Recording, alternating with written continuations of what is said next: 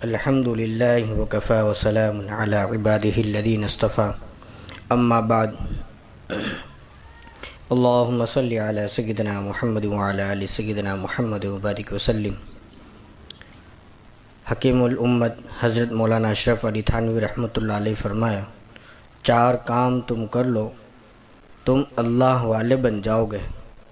اس کی ذمہ داری اللہ والے لیتے ہیں کہ جو یہ بندہ 4 کام کرے گا وہ یہ ذمہ داری اللہ والے لیتے ہیں کہ تم اللہ والے بن جاؤ گے۔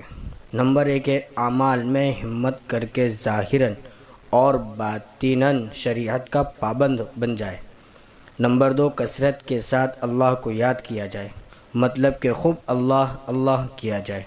نمبر 3 کسی سنت و شریعت شیخ کے صحبت اختیار کی جائے، اس سے بیعت ہو جائے، اس کے پاس وقت گزارا جائے۔ جب بندہ شیخ سے دور ہو جائے تو ان کی باتوں سے، مواعظ سے، بیانات سے، ملفوظات سے فائدہ اٹھائے۔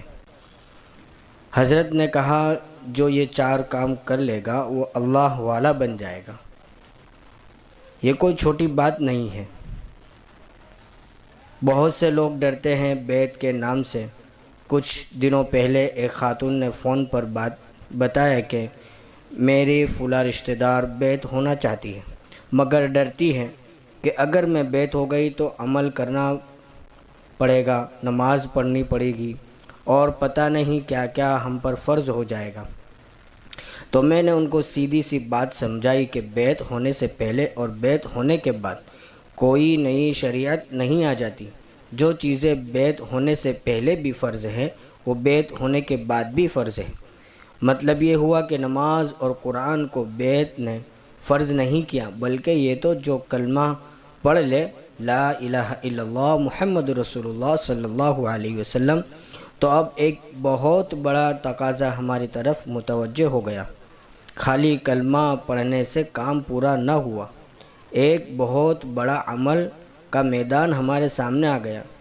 بیعت ہو جانے کے بعد ہم کو یہ دیکھنا ہے کہ وہ لوگ جو دین سے دور تھے بیعت کی برکت سے دین کے قریب آ گئے، اور وہ کلمہ جو انہوں نے پڑھا تھا اس کے تقاضے پورا کرنا ان کے لیے آسان ہو گیا۔ ایک بات تو یہ ہوتی ہے کہ اس میں اللہ والوں کی دعائیں شامل ہوتی ہیں۔ دوسرا یہ کہ انسان ارادہ کر لیتا ہے کہ میں نے تو توبہ کر لی ہے اور اب اللہ کو راضی کرنا ہے، اور توبہ کی وجہ سے اللہ کی رحمت اس کی طرف متوجہ ہو جاتی ہے۔ پھر جو شیخ ہوتے ہیں وہ رات کو اٹھ کر ان کے لیے دعائیں کر رہے ہوتے ہیں، اللہ کی رحمتوں کو بار بار کھینچنے کے لیے بار بار مانگ رہے ہوتے ہیں، دامن پھیلا رہے ہوتے ہیں۔ مزہ تو تب آئے گا کہ شیخ بھی اس کے لیے دعا کرتا رہے اور وہ خود بھی اپنے لیے توبہ کے طلب کرے۔ تو یہ دونوں چیزیں جب مل جاتی ہیں تو اللہ کی رحمتیں جلد مل جاتی ہیں۔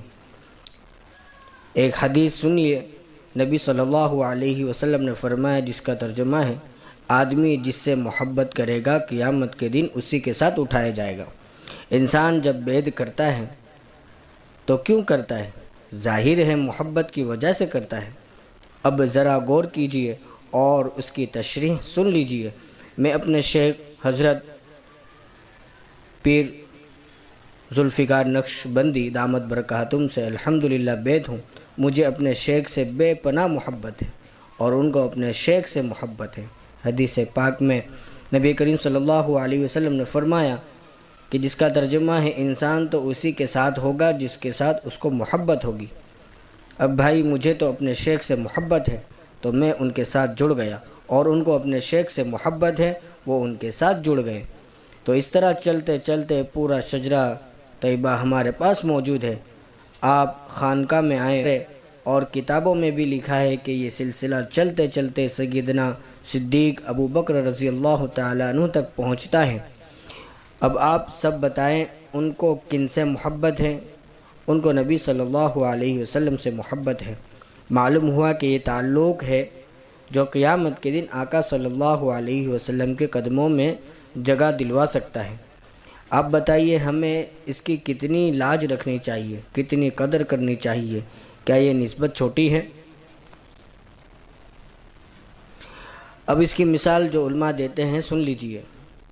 ریل گاڑی کے اندر ڈبے ہوتے ہیں، کچھ ہوتے ہیں فرسٹ کلاس کے ڈبے اور کچھ ہوتے ہیں تھرڈ کلاس کے ڈبے، جس میں آواز بھی آ رہی ہوتی ہے، چوں چوں بھی کر رہا ہوتا ہے اور گندا بھی ہوتا ہے کہ جیسا کوئی پھٹیچر ہو، اور اس کی سیٹ بھی پھٹی ہوئی ہوتی ہے۔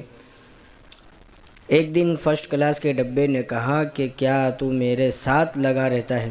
میں تو اتنا صاف ستھرا ہوں، اے سی لگا ہوا ہے، مٹی بھی نہیں ہے، لیکن تیری چونچوں سے مجھے بڑی تکلیف ہوتی ہے، بڑا گندا رہتا ہے، تو میرے ساتھ تیرا کوئی جوڑ نہیں۔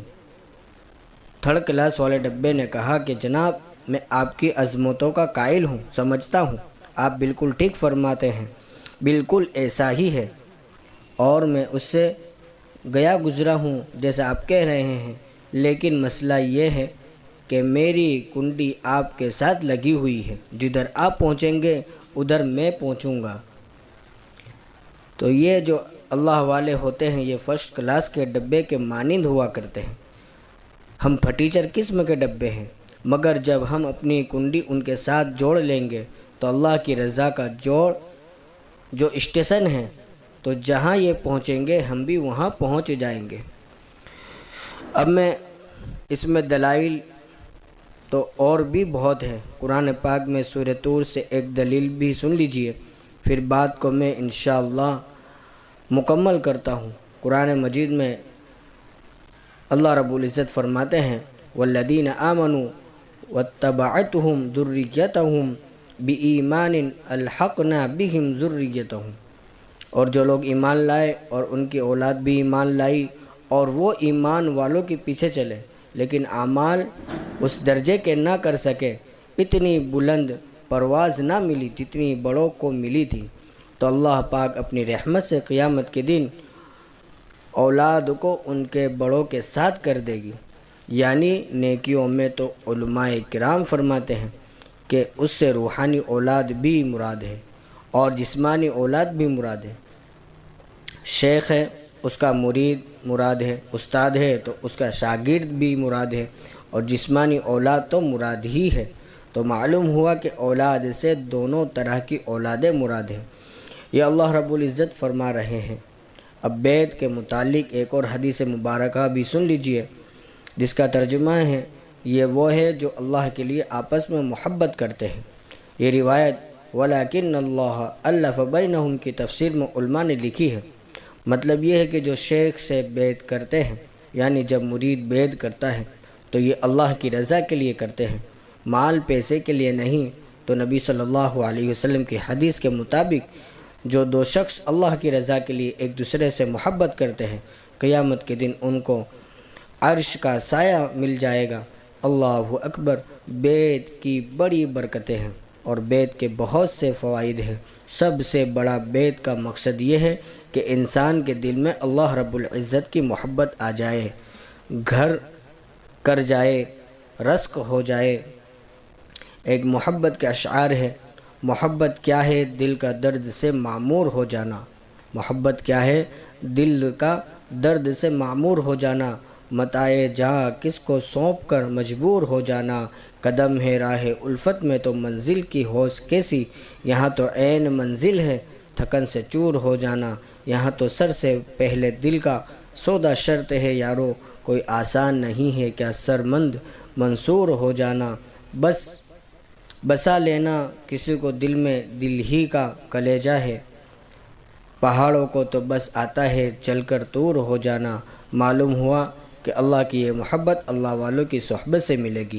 اللہ تعالی ہمیں عمل کی توفیق عطا فرمائے، آمین۔ وآخر الدعوانا ان الحمد للہ رب العالمین۔